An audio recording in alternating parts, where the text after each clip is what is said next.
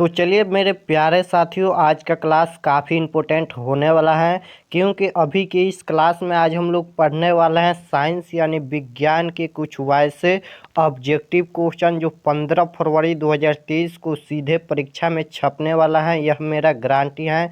तो आप लोग पूरे जोश जुनून के साथ इस क्लास में अंत तक बने रहिएगा। काफ़ी इम्पोर्टेंट क्लास है। तो चलिए क्लास को स्टार्ट करते हैं और ऐसा ही क्वेश्चन 15 फरवरी को देखने को मिलेगा। देख सकते हो सेट कोड कुछ भी हो सकता है ABCD, लेकिन सेम टू सेम ऐसा ही क्वेश्चन और ऐसा ही पेपर आप लोग को मिलेगा।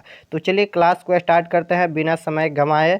तो पहला नंबर क्वेश्चन आपके स्क्रीन पर है, देख सकते हो। अगर आप लोग चैनल पर नए होंगे तो चैनल को सब्सक्राइब कर लीजिएगा ताकि नेक्स्ट क्लास आपके पास ज़रूर पहुँचे। तो चलिए शानदार क्लास को शानदार तरीके से स्टार्ट करते हैं। तो पहला नंबर क्वेश्चन है कि निर्वात में प्रकाश की चाल क्या होती है।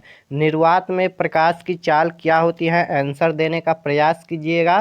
तो इसका राइट आंसर क्या हो जाएगा, निर्वात में प्रकाश की चाल क्या होती है, तो 3 × 10⁸ m/s होता है, मीटर/सेकेंड होता है, यानी option number C right answer हो जाएगा। चलिए नेक्स्ट क्वेश्चन है 2 नंबर कि दाढ़ी बनाने में कौन सा दर्पण प्रयुक्त होता है। दाढ़ी बनाने में कौन सा दर्पण प्रयुक्त होता है, उत्तल दर्पण या अवतल दर्पण या समतल दर्पण या इनमें से कोई नहीं। तो दाढ़ी बनाने में कौन सा दर्पण प्रयुक्त होता है, तो आप सभी लोग को पता है। तो इसका राइट आंसर ऑप्शन नंबर क्या हो जाएगा, सी हो जाएगा, अवतल दर्पण का उपयोग होता है। चलिए नेक्स्ट क्वेश्चन है 3 नंबर, गोलीय दर्पण की फोकस दूरी। गोलीय दर्पण की फोकस दूरी उसकी वक्रता त्रिज्या की क्या होती है। गोलीय दर्पण की फोकस दूरी उसकी वक्रता त्रिज्या की क्या होती है, आधी होती है या दुगुनी होती है या 3 गुनी होती है या चौथाई होती है। तो गोलीय दर्पण की फोकस दूरी उसकी वक्रता त्रिज्या की आधी होती है, option number A right answer हो जाएगा। चलिए नेक्स्ट क्वेश्चन है 4 नंबर आपके स्क्रीन पर कि साइड मिरर के रूप में किसका उपयोग होता है। साइड मिरर के रूप में किसका उपयोग होता है, उत्तल मिरर या अवतल मिरर या दोनों या इनमें से कोई नहीं। तो इसका राइट आंसर क्या हो जाएगा, ऑप्शन नंबर ए हो जाएगा, साइड मिरर के रूप में उत्तर मिरर का उपयोग होता है, यानी उत्तल दर्पण का उपयोग होता है, option number A right answer हो जाएगा। चलिए नेक्स्ट क्वेश्चन है 5 नंबर। तो 5 नंबर क्वेश्चन है कि एक उत्तल लेंस की फोकस दूरी 20 सेंटीमीटर है तो लेंस की क्षमता होगी। 5 नंबर क्वेश्चन पूछा गया है कि एक उत्तल लेंस की फोकस दूरी 20 सेंटीमीटर है तो लेंस की क्षमता क्या होगी, क्षमता पूछा है। तो इसे निकालने के लिए सबसे पहले आप लोग 1/100 लिखिएगा। अगर यहाँ पर कोई भी संख्या देता है 20, 30, चाहे 40, 50 कुछ भी देता है कोई भी संख्या, तो सबसे पहले आप लोग 1/100 लिखिएगा और गुना कर दीजिएगा कितना से, तो जितना दिया रहेगा, यानी 20 सेंटीमीटर दिया है तो 20 हो जाएगा। अब इसे कटाइएगा तो 20 × 5 क्या हो जाएगा, 100 हो जाएगा, यानी 1/5 हो जाएगा। और 1/5 का मतलब क्या हो जाएगा, 5 ही हो जाएगा। लेकिन यहाँ पर उत्तल लेंस पूछा है तो उत्तल लेंस की फोकस दूरी धनात्मक होती है, यानी प्लस की होती है। तो इसका राइट आंसर क्या हो जाएगा, ऑप्शन नंबर सी हो जाएगा, प्लस का 5 डायोप्टर, ऑप्शन नंबर सी हो जाएगा। चलिए नेक्स्ट क्वेश्चन देखते हैं 6 नंबर। तो 6 नंबर क्वेश्चन है कि स्नेल के नियमानुसार होता है। स्नेल के नियम अनुसार क्या होता है, नियम के अनुसार क्या होता है, यही क्वेश्चन पूछा गया है। तो इसका होता है U = sin I/sin R होता है, ऑप्शन नंबर ए में दिया है, option number A right answer होगा। और ये क्वेश्चन 7 बार एग्जाम में पूछा गया है, याद रखिएगा ये क्वेश्चन 7 बार एग्जाम में आ चुका है। तो चलिए नेक्स्ट क्वेश्चन देखते हैं।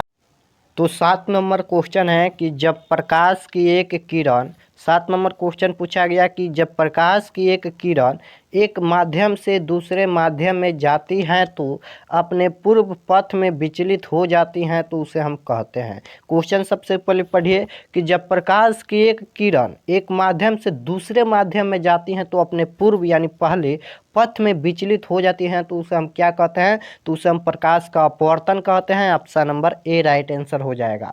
चलिए नेक्स्ट क्वेश्चन है 8 नंबर कि एक माइक्रो एम्पियर विद्युत धारा निम्नलिखित में कौन सी है। एक माइक्रो एम्पियर विद्युत धारा निम्नलिखित में कौन सी है, यही क्वेश्चन पूछा गया है। तो इसका right answer option number C हो जाएगा, 10⁻⁻6 ए हो जाएगा, ऑप्शन नंबर सी। चलिए नेक्स्ट क्वेश्चन है 9 नंबर कि एक कूलाम विद्युत आवेश कितने प्रोटॉन से बनता है। क्वेश्चन पूछा गया है कि एक कूलाम विद्युत आवेश कितने प्रोटॉन से बनता है, तो इसका right answer option number B हो जाएगा 1.6 गुना 10 के पावर 19। चलिए नेक्स्ट क्वेश्चन है 10 नंबर कि विद्युत फ्यूज विद्युत धारा के किस प्रभाव पर कार्य करता है। क्वेश्चन पूछा गया है कि विद्युत फ्यूज विद्युत धारा के किस प्रभाव पर कार्य करता है, ऊष्मीय प्रभाव या चुंबकीय प्रभाव या रासायनिक प्रभाव या इनमें से कोई नहीं। तो इसका right answer option number A हो जाएगा, विद्युत फ्यूज विद्युत धारा के ऊष्मीय प्रभाव पर कार्य करता है, ऑप्शन नंबर ए हो जाएगा। नेक्स्ट क्वेश्चन है 11 नंबर कि लघुपतन शॉर्ट सर्किट के समय परिपथ में विद्युत धारा का मान क्या होता है, बढ़ जाता है या घट जाता है या बहुत अधिक या निरंतर परिवर्तित होता है। तो इसका राइट आंसर क्या हो जाएगा, 11 का ऑप्शन नंबर सी हो जाएगा, लघुपतन शॉर्ट सर्किट के समय परिपथ में विद्युत धारा का मान बहुत अधिक बदलता है। चलिए नेक्स्ट क्वेश्चन है 12 नंबर कि ग्लोबल वार्मिंग के लिए निम्नलिखित में कौन सी गैस उत्तरदायी है। ग्लोबल वार्मिंग के लिए निम्नलिखित में कौन सा गैस उत्तरदायी है, यही क्वेश्चन पूछा गया है। तो CO2 होता है, ये क्वेश्चन कई बार बता चुके हैं, CO2 यानी कार्बन डाइऑक्साइड होता है। चलिए नेक्स्ट क्वेश्चन है 13 नंबर कि LPG का मुख्य अव्यय है, LPG का मुख्य अव्यय क्या होता है, यही क्वेश्चन पूछा गया है। तो इसका right answer option number B हो जाएगा, नॉर्मल ब्यूटेन एंड आइसोब्यूटेन होता है। चलिए नेक्स्ट क्वेश्चन है यहाँ पर कि Zn plus CuSO4 is equal to यहाँ पर बना रहा है ZnSO4 प्लस Cu यानी कॉपर रासायनिक अभिक्रिया किस प्रकार की है। यहाँ पर जो अभिक्रिया दिया गया है यह किस प्रकार की अभिक्रिया है, यही क्वेश्चन पूछा गया है। तो इसका right answer option number B हो जाएगा, विस्थापित कर रहा है यहाँ पर। तो इसका right answer option number B हो जाएगा, विस्थापन अभिक्रिया। चलिए नेक्स्ट क्वेश्चन है, और अभिक्रिया जरूर से जरूर याद करके जाइएगा, संयोजन अभिक्रिया, वियोजन अभिक्रिया, द्विविस्थापन अभिक्रिया क्या होता है, ये सभी याद कर लीजिएगा। ये रासायनिक अभिक्रिया एंड समीकरण जो केमिस्ट्री का पहला नंबर चैप्टर है उसमें सब दिया है, और वो चैप्टर हम करा भी दिए हैं, नहीं देखे हैं तो जाकर प्ले लिस्ट में देख लीजिएगा, चैप्टर में है ये सभी अभिक्रिया। चलिए नेक्स्ट क्वेश्चन है 15 नंबर कि श्वसन किस प्रकार की रासायनिक अभिक्रिया है। श्वसन किस प्रकार की रासायनिक अभिक्रिया है, उपचयन है या संयोजन है या ऊष्माक्षेपी है या यहाँ पर ऊष्माक्षेपी है। तो श्वसन किस प्रकार की अभिक्रिया है, तो इसका राइट आंसर क्या हो जाएगा, श्वसन एक ऊष्माक्षेपी अभिक्रिया है, option number C right answer हो जाएगा।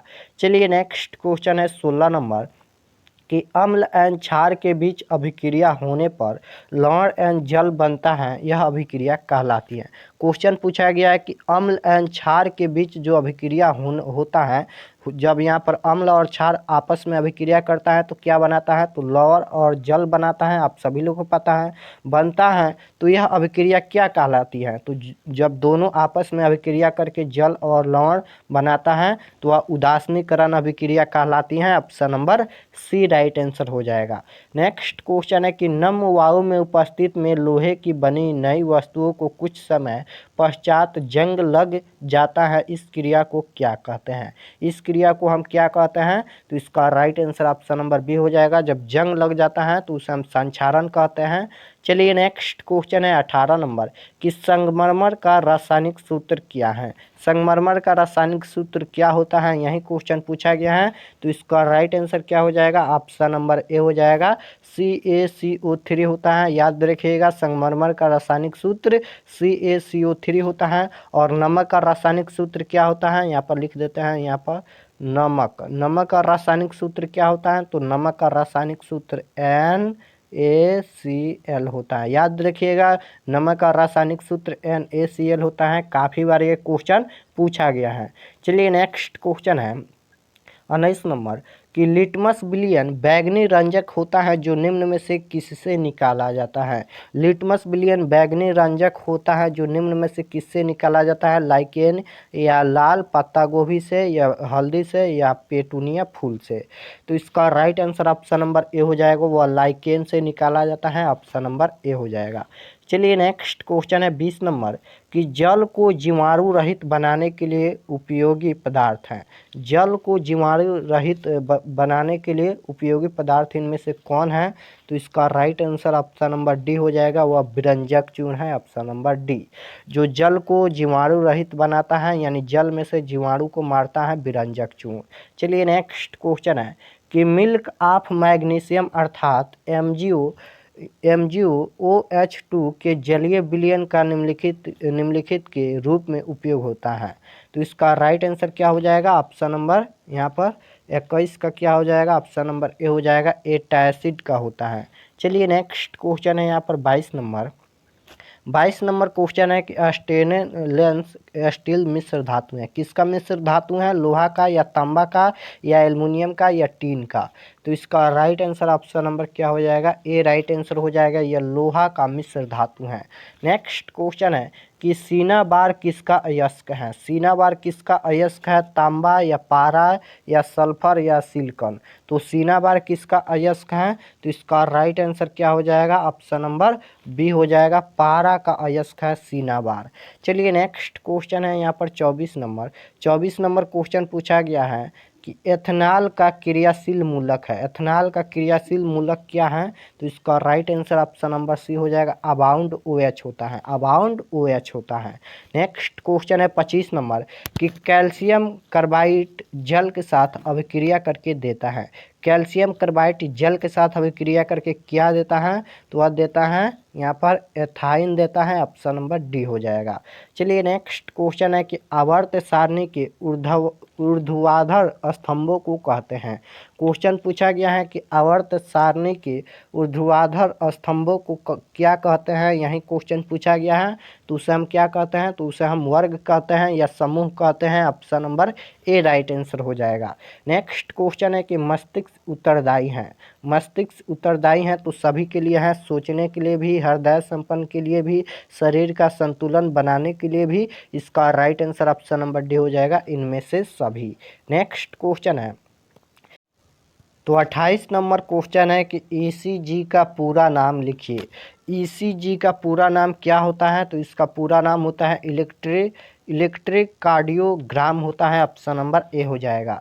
चलिए नेक्स्ट क्वेश्चन है कि मानव शरीर का समान रक्तचाप होता है। मानव शरीर का समान रक्तचाप क्या होता है? तो 120/80 होता है। याद रखिएगा, मानव शरीर का समान रक्तचाप 120/80 होता है। नेक्स्ट क्वेश्चन है 30 नंबर कि रक्त में आयरन की कमी से होने वाला रोग है। रक्त में आयरन की कमी से होने वाला रोग कौन सा है? टीबी है या मधुमेह है या एनीमिया है या उच्च रक्तचाप है? तो इसका राइट आंसर क्या हो जाएगा? ऑप्शन नंबर सी हो जाएगा, रक्त में आयरन की कमी से होने वाला एक रोग एनीमिया है, ऑप्शन नंबर सी हो जाएगा। नेक्स्ट क्वेश्चन है कि विसरण द्वारा स्रावित हार्मोन को कहते हैं। विसरण द्वारा स्रावित होने वाला हार्मोन को हम क्या कहते हैं? तो उस हार्मोन का नाम है यहाँ पर टेस्टोस्टेरोन होता है, ऑप्शन नंबर ए हो जाएगा। चलिए नेक्स्ट क्वेश्चन है 32 नंबर कि मास्टर ग्रंथि कौन कहलाता है। मास्टर ग्रंथि कौन कहलाता है, यही क्वेश्चन पूछा गया है। तो मास्टर ग्रंथि पिट्यूटरी ग्रंथि कहलाता है। याद रखिएगा, काफ़ी बार पूछा गया एक क्वेश्चन है कि मास्टर ग्रंथि कौन कहलाता है? तो पिट्यूटरी ग्रंथि कहलाता है। चलिए नेक्स्ट क्वेश्चन है 33 नंबर क्वेश्चन है कि मस्तिष्क की बाहरी झिल्ली को कहते हैं। मस्तिष्क की बाहरी झिल्ली को हम क्या कहते हैं? पायोमेटर या ड्यूरामेटर या अरेलनाइड कहते हैं या इनमें से कोई नहीं? तो इसका right answer option number B हो जाएगा, मस्तिष्क की बाहरी झिल्ली को क्या कहते हैं? तो यहाँ पर ड्यूरामेटर कहते हैं, ऑप्शन नंबर बी हो जाएगा। चलिए नेक्स्ट क्वेश्चन है 34 नंबर कि कौन लैंगिक जनन संचारित रोग नहीं है। कौन लैंगिक जनन संचारित रोग नहीं है, यही क्वेश्चन पूछा गया है। तो इसका right answer option number D हो जाएगा, टाइफाइड नहीं है। कौन लैंगिक जनक संचारित रोग नहीं है? तो टाइफाइड। चलिए नेक्स्ट क्वेश्चन है तो 35 नंबर क्वेश्चन है कि मनुष्य में लिंग निर्धारण करता है। मनुष्य में लिंग निर्धारण कौन करता है, यही क्वेश्चन पूछा गया है। तो इसका right answer option number B हो जाएगा, लिंग जूम करता है। याद रखिएगा, मनुष्य में लिंग निर्धारण कौन करता है, तो लिंग क्रोमोजोम करता है। चलिए नेक्स्ट क्वेश्चन है कि जीन शब्द किसने प्रस्तुत किया था। जीन शब्द किसने प्रस्तुत किया था, मेंडल ने या डार्विन ने या जॉनसन ने या लामार्क ने। तो इसका राइट आंसर क्या हो जाएगा, 36 का ऑप्शन नंबर सी हो जाएगा। जीन शब्द किसने प्रस्तुत किया था, तो जॉनसन ने, ऑप्शन नंबर सी हो जाएगा। चलिए नेक्स्ट क्वेश्चन है यहाँ पर 37 नंबर कि उस वैज्ञानिक का नाम बताए जिसने विकास के सिद्धांत का प्रतिपादन किया था। उस वैज्ञानिक का नाम बताना है जिसने विकास के सिद्धांत का प्रतिपादन किया था, यही क्वेश्चन पूछा गया है। तो उस वैज्ञानिक का नाम क्या है, तो उस वैज्ञानिक का नाम है डार्विन। नेक्स्ट क्वेश्चन है कि ओजोन परत के अवक्षय के लिए मुख्य रूप से कौन जिम्मेवार होता है। क्वेश्चन पूछा गया है यहाँ पर कि ओजोन परत के यहाँ पर अवक्षय के लिए मुख्य रूप से कौन जिम्मेवार होता है, तो CFC होता है। और CFC का पूरा नाम क्या है, तो फ्लोरोफ्लोरोकार्बन होता है, याद रखिएगा। चलिए नेक्स्ट क्वेश्चन देखते हैं यहाँ पर 39 नंबर क्वेश्चन पूछा गया है यहाँ पर आपके स्क्रीन पर कि अमृता देवी बिश्नोई पुरस्कार किस क्षेत्र में दिया जाता है। क्वेश्चन पूछा गया है कि अमृता देवी बिश्नोई पुरस्कार किस क्षेत्र में दिया जाता है, खेल या शिक्षा या जल संरक्षण या सभी। तो अमृता देवी बिश्नोई पुरस्कार किस क्षेत्र में दिया जाता है, तो इसका right answer option number C हो जाएगा, जल संरक्षण में दिया जाता है यहाँ पर। चलिए नेक्स्ट क्वेश्चन है 40 नंबर कि कूड़े कचरे को एक जगह एकत्र कर उनका वैज्ञानिक तरीके से निपटारा करना चाहता है। क्वेश्चन पूछा गया है कि कूड़े कचरे को एक जगह एकत्र कर उनका वैज्ञानिक तरीके से निपटारा करना चाहता है। तो इसका राइट आंसर 40 का ऑप्शन नंबर बी हो जाएगा, कचरा प्रबंधन। तो आप लोग ईमानदारी से कमेंट में ज़रूर बताइएगा कि 40 प्रश्न में से आप लोग को कितना सही हुआ। ये 40 प्रश्न थोड़ा सा टफ क्वेश्चन था, इसलिए आप लोग इसे ज़रूर से ज़रूर 2 बार 3 बार याद कर लीजिएगा। काफ़ी इंपॉर्टेंट क्वेश्चन है। लगभग इसमें का और 3 सीट बाकी रह गया है जो काफ़ी इंपॉर्टेंट है, वो अभी हम करा देंगे। तो आप लोग कमेंट में ज़रूर बताना ईमानदारी से कि 40 प्रश्न में से कितना सही हुआ। और आप लोग का एग्ज़ाम में बहुत कम समय बचा है, 14 फरवरी से एग्ज़ाम है और 15 फरवरी का साइंस यानी विज्ञान की फाइनल पेपर है। तो आप लोग पढ़ाई कीजिए और चैनल पर नए होंगे तो चैनल को सब्सक्राइब कर लीजिएगा ताकि नेक्स्ट क्लास आपके पास ज़रूर पहुँचे, और वीडियो को लाइक करके जाइएगा। तो मिलते हैं नेक्स्ट क्लास में। आप सभी को ऑल द बेस्ट। और व्हाट्सएप ग्रुप में नहीं जुड़े हैं तो डिस्क्रिप्शन में लिंक है, व्हाट्सएप ग्रुप में जुड़ जाना।